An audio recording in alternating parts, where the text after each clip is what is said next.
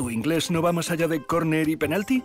Este episodio de Marca Daily es patrocinado por Babbel, la aplicación para aprender idiomas diseñada por especialistas. Empieza hoy y aprende inglés for real. Una figura bastante original la que estamos viendo ahora y que precede a uno de los elementos más complicados de la rutina.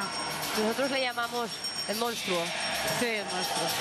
Tocar el cielo y llegar a la cima del deporte. Eso fue lo que le pasó a Irina Rodríguez, integrante del equipo nacional de natación artística que fue medalla de plata en los Juegos de Pekín 2008.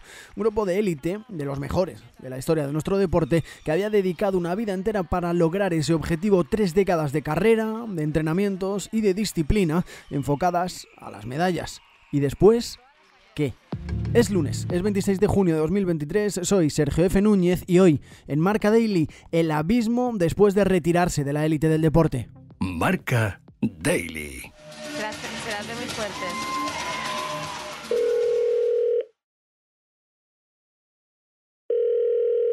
Hola Irina, ¿qué tal? ¿Cómo estás? Muy bien. Cuando uno está en activo, ¿piensa en cómo va a ser la vida cuando salieras de la piscina? ¿Pensabas en eso? Yo creo que todo deportista de alto rendimiento va pasando por procesos y hay procesos de crecimiento a nivel, podemos hablar de manera más positiva, ¿no? El ganar experiencia, el conocerte, el mejorar los aspectos más específicos de tu deporte a nivel técnico, físico y demás. Pero también pasas por procesos emocionales y de experiencias vitales, ¿no? Que en muchos casos te hacen replantearte las típicas crisis que todo el mundo puede llegar a tener también en la vida, en el deporte también se dan. Y en esos momentos, dentro de que tú tienes los objetivos a lo mejor muy claros y por eso te dedicas al alto rendimiento, siempre te replanteas, ¿no? Ostras, ¿cómo sería mi vida fuera del deporte? Porque al final yo considero, o en mi experiencia, es que el deporte ya no es solamente una actividad que tú dedicas muchísimas horas, sino que al final pasa a ser una filosofía de vida. Y también es una vida súper intensa dentro de otra vida, ¿no? Y sabes que también es efímera esa vida, no te va a durar siempre. Entonces sí, te planteas muchas veces cómo sería esa vida y dentro de que a lo mejor tú mismo como deportista sabes que vas a seguir o tienes planeado seguir X tiempo más, pues hay la inquietud, ¿no? De decir, ¿y cómo será esto después? ¿Qué pasará? ¿No? Esa es una pregunta que yo creo que nos hacemos todos. ¿Y en aquel momento tenías respuesta? Yo creo que no, y es más, una vez ha pasado todo, ¿no? Y miras para atrás, creo que tampoco hace falta buscarla ni encontrarla. Creo que la propia vida te va poniendo en el momento lo que tiene que suceder, ¿no? Y creo que muchas veces a nivel mental el proyectar demasiado en un futuro, por un lado creo que es positivo porque te ayuda a planificar y te ayuda quizás a tener ciertos aspectos bajo control, pero por otro lado te das cuenta que quizás no hace falta porque te puedes montar una película totalmente errónea o irreal a lo que realmente sucede después, ¿no? En mi caso, tuve la gran suerte de que la retirada deportiva fue una decisión personal. Creo que hay muchos deportistas que no tienen esa suerte, que se tienen que retirar en un momento que igual ellos no desean y es debido a algún problema personal o incluso lo peor que te puede pasar como deportista, una lesión que te impide continuar. Y creo que lo tenía tan en la cabeza en lo que podía pasar después, que me preparé tanto para ese momento que una vez llegó el momento fue mucho mejor de lo que yo esperaba. Creo que la crisis y el duelo lo pasé en la transición previa a la retirada, ¿no? Ese miedo del que hablas, ¿qué se refiere o a qué se refería? ¿A no volver a hacer lo que habías hecho durante toda la vida? Yo creo que hay miedo me imagino, que a perder lo que en ese momento tienes, que es mucho más que el que tú dejes una actividad que te gusta hacer.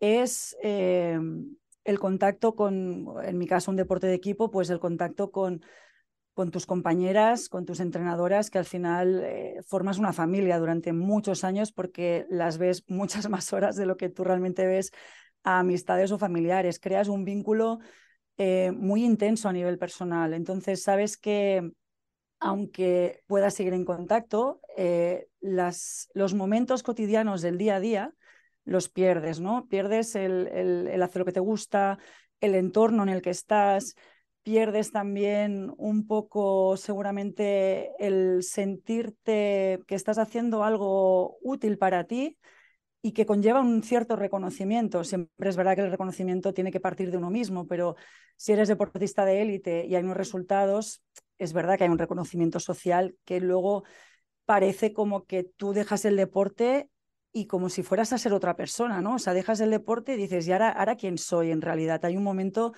que puedes incluso tener un poco de, no crisis de identidad, pero sí intentar encajar en una nueva vida fuera de ese entorno que para ti es el conocido, ¿no?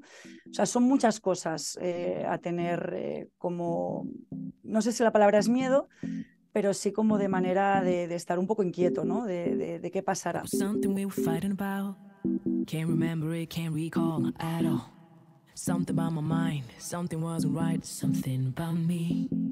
Tu retirada, por lo que me estás contando, Irina, fue sencilla, porque la habías trabajado en lo mental, pero la realidad indica que hay muchas otras que son dolorosas, porque se dan por culpa de las lesiones, porque se obliga al deportista a salir o porque los resultados no acompañan. ¿Es en esos casos en los que hay que tener más cuidado? Yo creo que hay que tener cuidado en todos los casos, porque al final estamos hablando de que tú te estás dedicando en cuerpo y alma, como cualquier otra profesión, cuidado, ¿eh? Simplemente que sí que es cierto que, como he comentado anteriormente, sabes que la etapa deportiva es efímera y sabes que sí o sí en algún momento se acabará, o bien por edad, o bien por resultados, o bien por lesión. Eso es así, no hay deportistas de élite que se jubilen con 65 años, ojalá, ¿no? Y eso conlleva mucha más intensidad, sabiendo que todos los deportistas de alto rendimiento van a tener un momento en el que van a cambiar de vida. Sí que es cierto que la gente que lo deja sin escoger pues puede tener más problemas a la hora de adaptarse y habría que tener, creo que, una preparación previa o un cuidado en esa transición mucho más importante. Creo que todos los deportistas deberíamos pasar por esa transición con unos cuidados y una preparación a esa adaptación que viene después, ¿no? Porque ser deportista en la sociedad, la gente, creo que en muchos deportes hay una idealización por valores, por disciplina, por sacrificio, porque muchos deportistas en según qué deportes pues hacen cosas que otras personas en su vida normal no pueden hacer.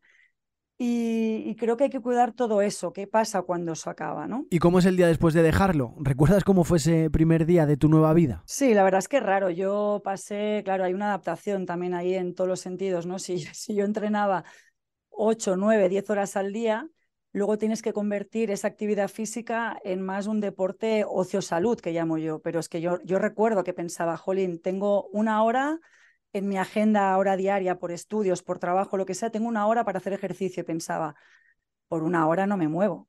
Es que porque vienes de 10 horas, dices una hora, es que no hago nada en una hora, ¿no? Y esa transición de cambios quizás de hábitos, no por cambiar de hábitos, sino darles una transformación a esos hábitos, ¿no? Seguir con tu vida saludable, pero encajando en tu vida más real. Entonces hay un momento en el que realmente es fácil estar un poco notar que no encajas en ningún lado, ni en tu vida deportiva anterior, pero tampoco encajar en la vida real fuera del deporte, ¿no? Y para mí fue un proceso de duelo, ¿no? Y quizás también transformar ese duelo en algo positivo, en cómo puedo transformar toda mi vivencia, toda mi experiencia deportiva, trasladarla a este momento vital o a mi vida fuera del deporte, ¿no? Y creo que ahí está un poco la clave para hacer una transformación en positivo, no vivirlo como una pérdida y un duelo, sino más como una transformación de algo que te puede servir en tu día a día igualmente, ¿no? Alejado de lo que es la competición. Y a partir de ahí fui encajando todo y bueno, y la transición fue muy buena. Pero conozco casos que no son así, ¿no? Y es una pena porque dejas el deporte, te has dedicado toda la vida y luego parece que hay un vacío detrás que cuesta mucho volver a llenar y reinventarte en otra cosa, ¿no?